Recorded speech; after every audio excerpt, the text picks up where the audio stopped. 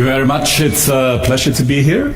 I'm going to share a little bit what we do, and I'm going to try my best to explain the PDM light. That might be the confusing part, but I'm going to try my best. So, I do have Echo shoes on me today, so that's good. Not sure I have the Akrapovic exhaust system in the car in the garage, but I go home and I'm going to check. I'm quite sure you don't have an Airbus back in your garage at home. But the chance is pretty good that at least you did fly here on an Airbus, because we have roughly half of the market. There seems to be a US-based company that have the second half of the market. So Airbus in a nutshell, yes, I'm going to start a little bit with Airbus, of course. I'm going to explain a little bit what we do in PLM and what is then perhaps the PDM light that we have invented as a term. Going to share with you very openly where we are with Airbus. So didn't brought a lot of fancy slides. I brought the slides from the team. So there are a lot of text, but I think you can enjoy the text at least when you go home and read it perhaps. Sharing a few of the applications that we do develop for the moment, and of course wrap up with a small conclusion. I think the Q&A we can save for the afternoon. I stay in the afternoon and we have an unconferenced session in the afternoon. Aerospace is a fantastic industry, of course. I came from automotive 5-6 years ago, joining the aerospace. Somehow the figures speak for themselves. 3 billion passengers, 58 million jobs supported in the global aerospace industry. $2.4 trillion spent in the industry. I'm not sure we can translate that. There's a lot of zeros, I guess. But it's actually 3.4% of the global GDP. So that's a big part of the global economy that somehow the aerospace industry is driving and triggering. Airbus Group, so I work for Airbus, so the commercial side. But Airbus Group globally is roughly 144,000 people, 60 billion of annual revenue. And what is maybe the totally unique thing in this type of industry, we do have an order book of close to 700 billion euros. So in some cases that means if you do come after the presentation and you order from me an A320, I'm afraid that you have to wait like 9 years. So it's a fantastic journey. I mean, many of you coming from industries where you try to sell the day production or the next quarter of production and so on and so forth. I did the same coming from the automotive industry. You worry about the next quarter.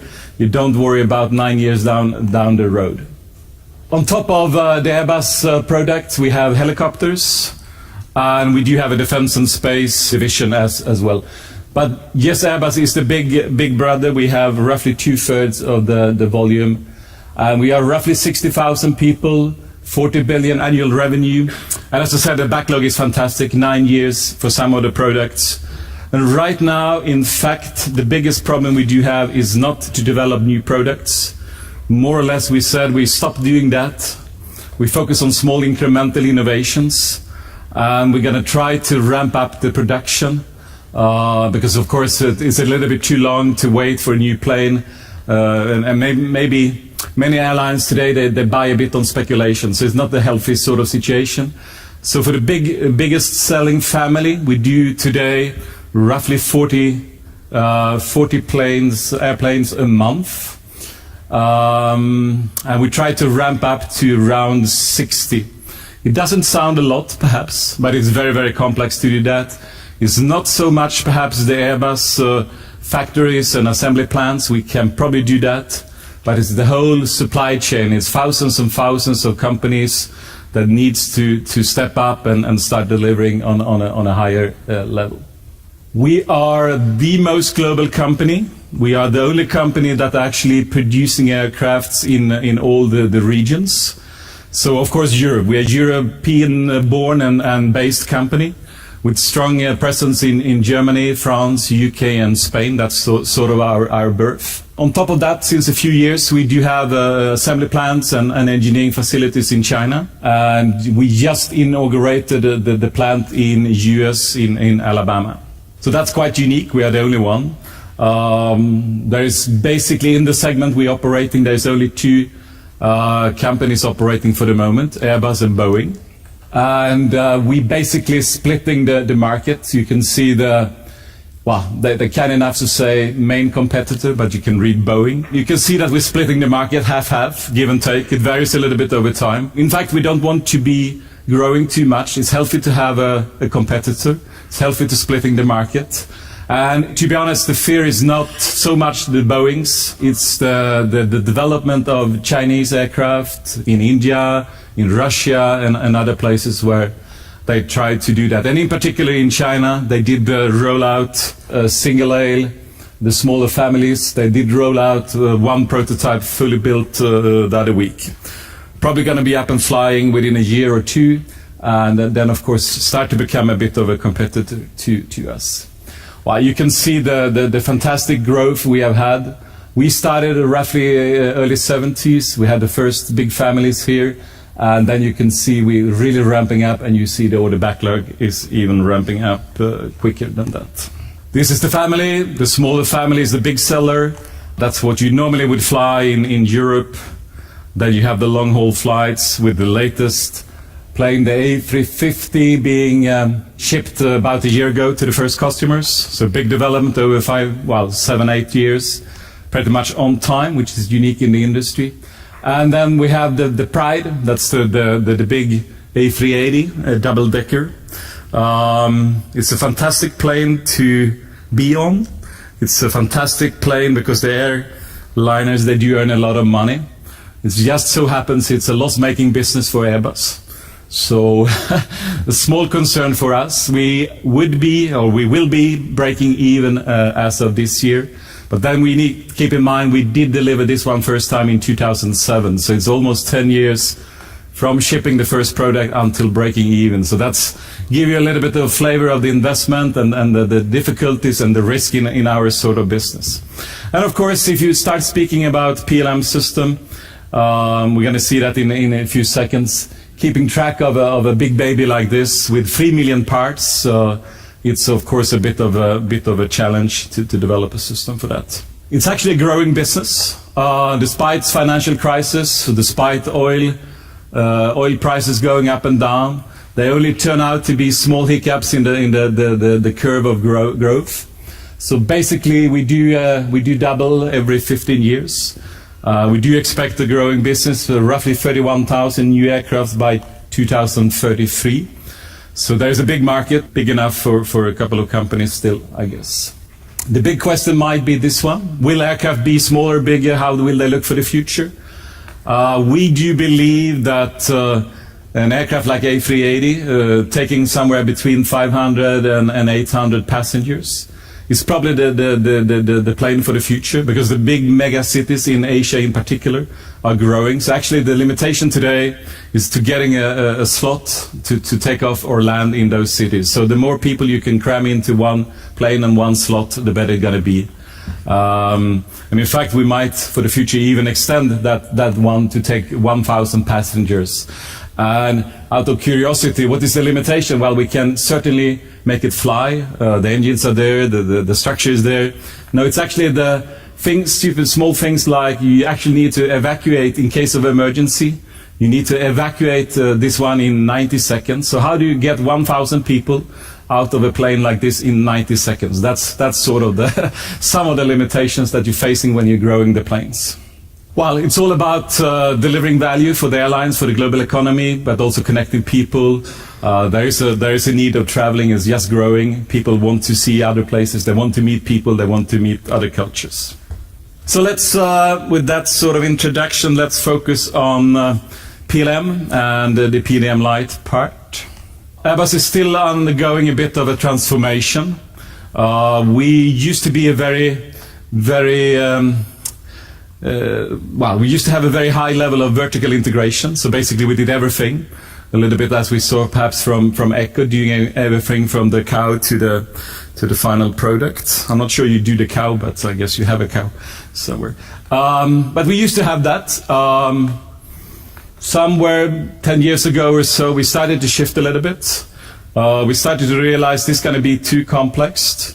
So we go for much more of becoming an integrator. So we do the integration of the plane, we do the concept, we do the architecture, and we do integrate. But we have today the supply chain, delivering most of the value, most of the components. Some of those companies used to be Airbus companies, are still perhaps Airbus companies, but we try to sell them, we try to spin them out, and we foresee a rather dramatic change in the supply chain over the years to come.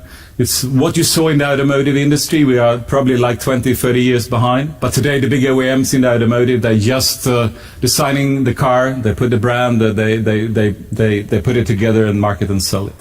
It's going to be more or less the same in the aerospace industry. And you would expect perhaps a big consolidation in the supply chain as well. Today it's very scattered, rather small companies. And that, of course, put a bit of a limitation on the PLM environment as well. So we do need a very effective, collaborative design environment to make this happen, because we do it really on a global basis with a big supply chain. So I did join Airbus 6 years ago. There's a bit of a legacy. It's rather chaotic. It was actually 4 companies based in Germany, France, Spain and UK that was forming Airbus, or EADS at that point in time. That meant that we couldn't really develop one single system, so we took the legacy systems. For the first one out was the A380. We basically took the existing 4 system. We tried to put a little bit in the middle to keep it all together. You might remember that when we started to assemble this plane and we started to connect the electrical wires, in some cases there was a little bit of a gap. That's not so good if you have an electrical component and there is a 30 centimeters gap. Because the CAD systems, the DMU systems didn't really detect that. So when they started to build the plane, they detected that, and that cost us a small fortune. So that was the start perhaps in a stronger focus on the PLM environment. So the next one we did was the military transport plane, A400M.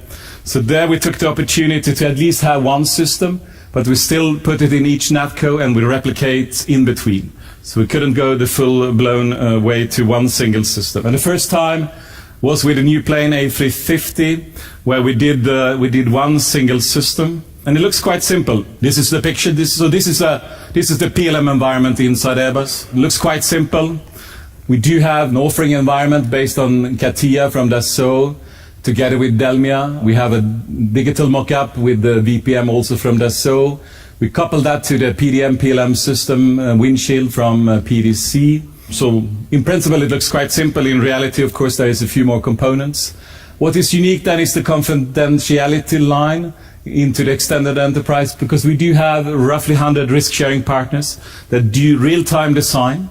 So we have provided them an interface so they can do real-time design. They see only the part they are responsible for and the surrounding, but that they can do in real time. So they have the connection. It's in fact a little bit too, well, you need too much computing power to do the full plane. So there we do a calculation of the digital mock-up overnight. So we have special applications for the full-blown plane. So we're providing the engineers every single morning, fresh when they do arrive. They would have a few hundred, here stated 700 DMUs calculated for the full plane. So they can subscribe, they can define, and we calculate overnight. So it's a fairly huge system. Today there would be probably 10,000 PDM users, probably 5,000 VPM users. Most of them are, as I said, in the extended enterprise. The data keeps on doubling with a high speed. And when we developed this one, it was maybe not the pieces of technology that is the most important part. Some of the components, if you go into the details, it was actually CATIA R18, it was windshield version 8, and if you're familiar with those versions, you know they are basically out of the market already. But it's the processes behind. We went to full 3D, skipping the drawings, skipping the 2D drawings, which is the big thing in an aerospace company where you do certify each and every plane. Real-time interface with extended enterprise. So some of those processes are probably world-class. Some of the technologies are good pieces of technology, maybe not the latest and greatest generation and versions.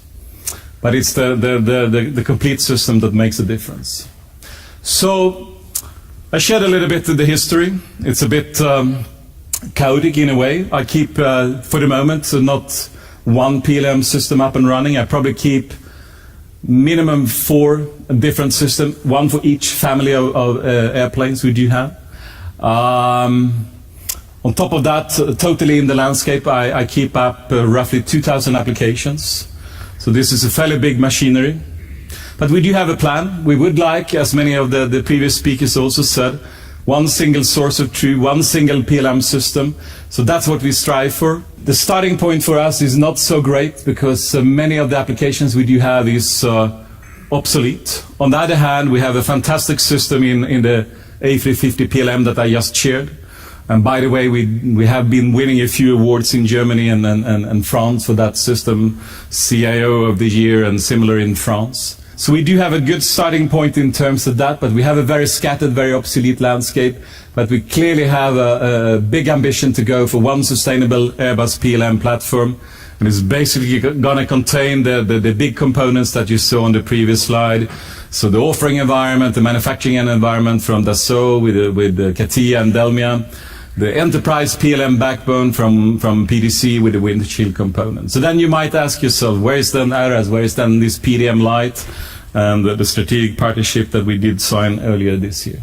Before coming to that, just one word. The next generation going to be so much more focusing on the end-to-end. Today we have been focusing much more on the engineering part, which is of course important for a big engineering company like Airbus.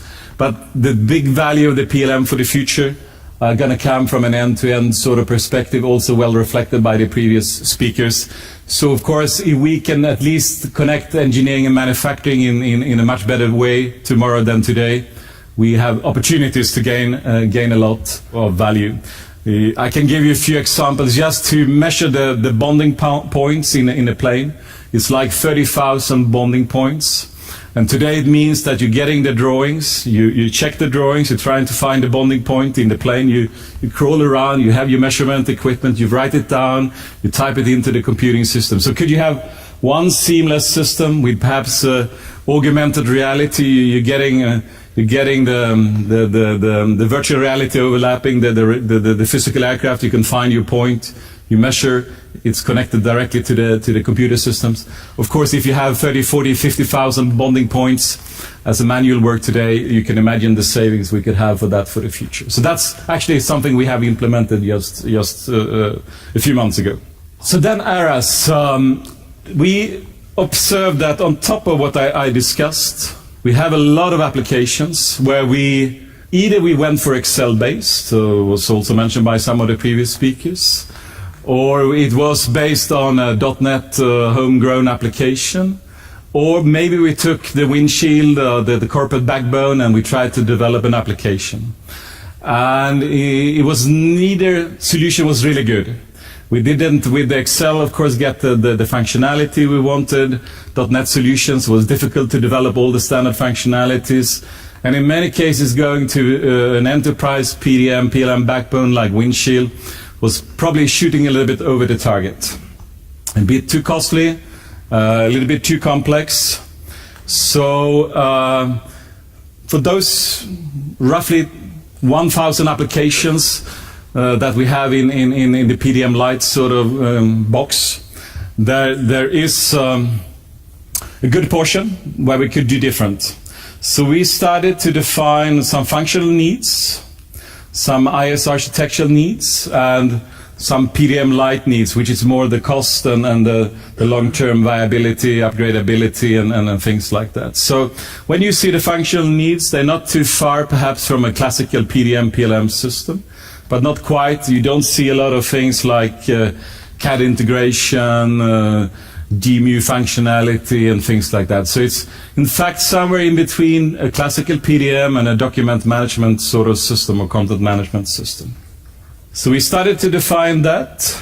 We made a selection. I'm going to show you a little bit in the coming slides, a little bit more the methodology, the outcome, etc. But just to cut it short, I do believe this was like a year ago, I guess.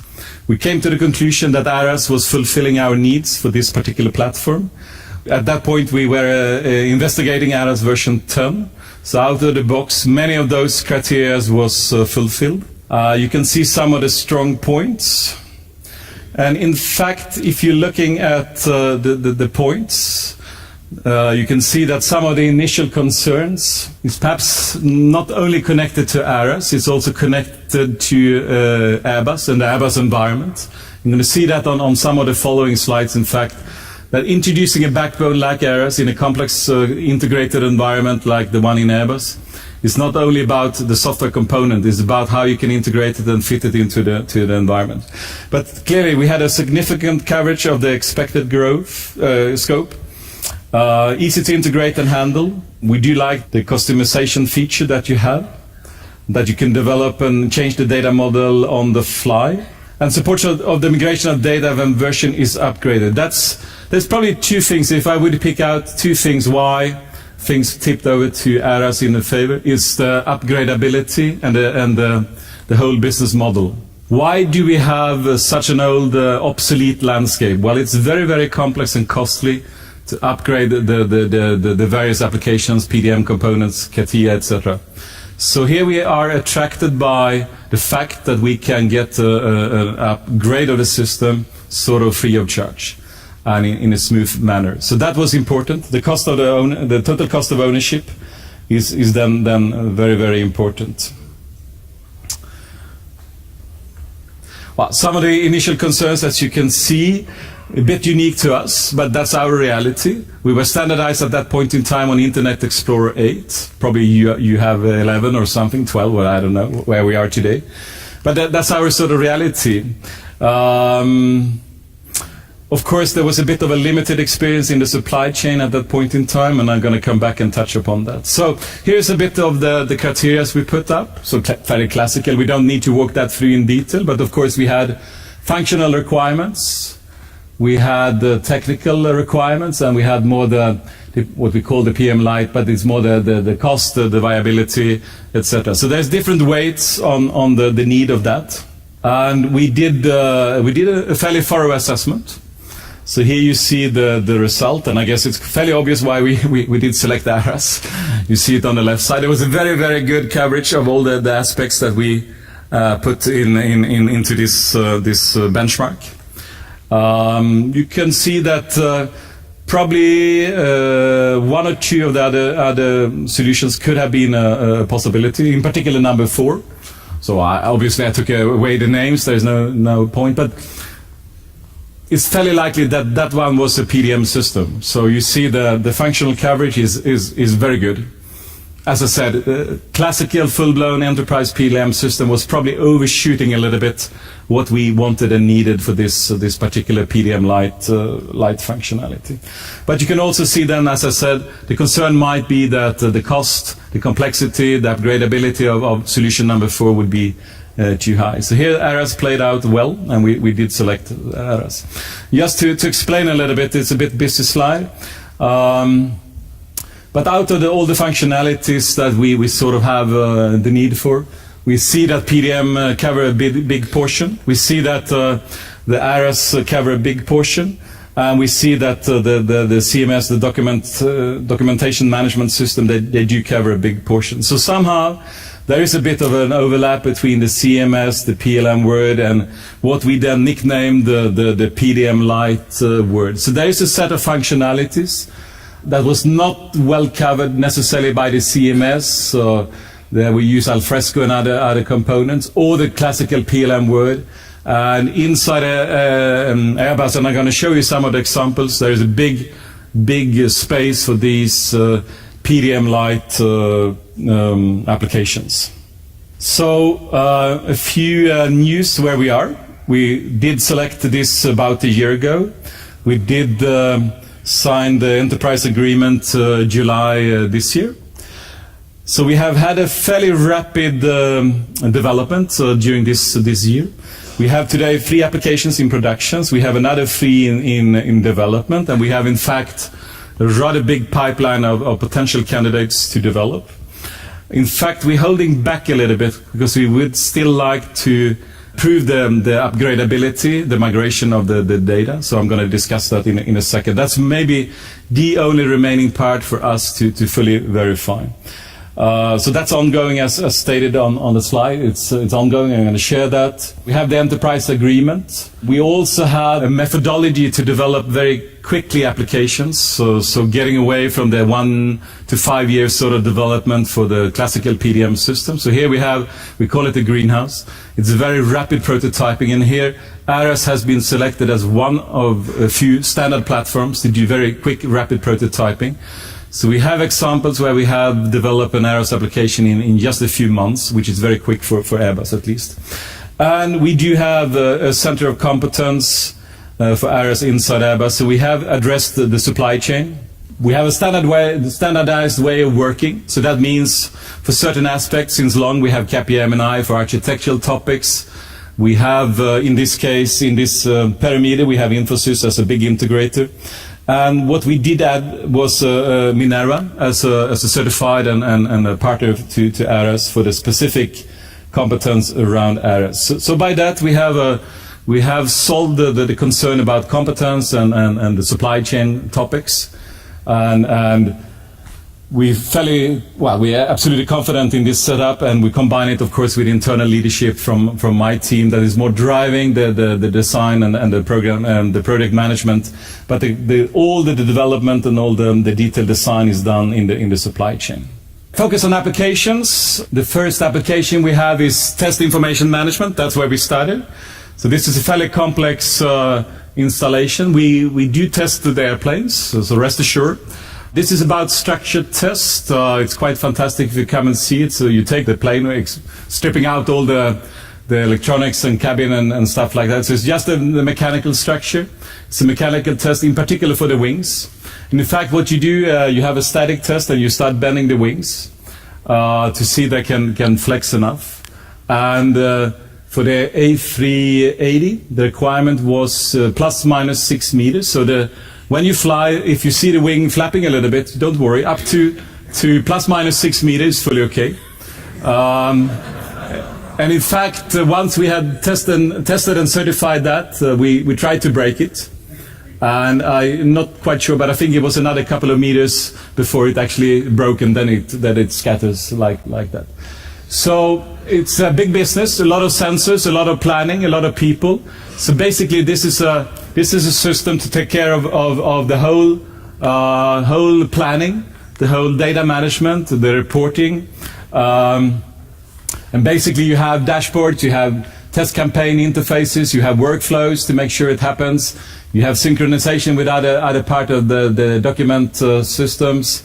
You have shared folders for tests, you have data exports, and you have search functionality. So rather complex, rather big machinery just to keep this up and running. Absolutely, this could have been developed in a normal standard PDM system, no doubt. But the complexity, the flexibility would have been different. So this is how we did set it up. So yes, we have a central server and some users, but we also have distributed vaults, so that has been tested. We have connected it back to the authentication systems and email servers and iShares and other things. It's actually in our mind, and also the extended enterprise access has been verified and tested. So we've done 3 releases since we deployed the first one, so it's fairly mature in that sense. We do have roughly 300 active users, roughly up to 100 people connected concurrently on a daily basis. And it's a fairly big system because it's designed for 500 test campaigns a year. I'll spend a few minutes on this one because that's the remaining part to verify.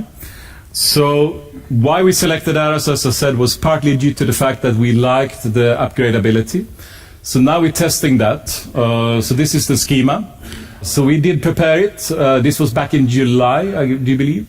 We dumped the code and we're sending it, we masked the data, we were sending it to Airbus. During summertime, there was a few iterations where we got the upgrade. Well, in fact, we went from 9.3 to 11, so I do believe there was a couple of versions in between to make it happen. Maybe more complex than normal. So there was a few iterations between Airbus and us through Minerva acceptance. So there was a few defects, bugs happening. So 7 was maybe a little bit too much, but this is the first time, was a couple of releases upgraded, so not too alarming. And then we have went into the final sort of Airbus acceptance, and we still had a few things to tune.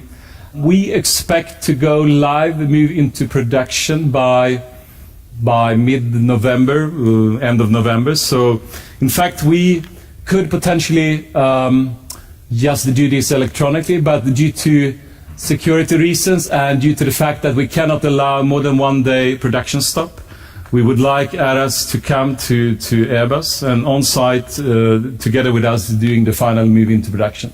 So that adds, of course, a little bit to the cost to fly the team over, but it's going to be necessary at least in the beginning. So by end of the month, we would have done even this if everything goes according to the plan.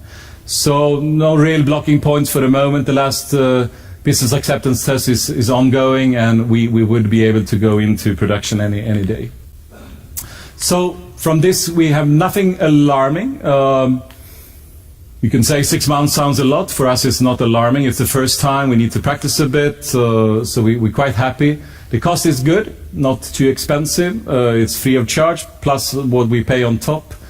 We're quite impressed by the ability to handle an unknown solution. So we have developed a solution. We dumped the code, and you still can upgrade it.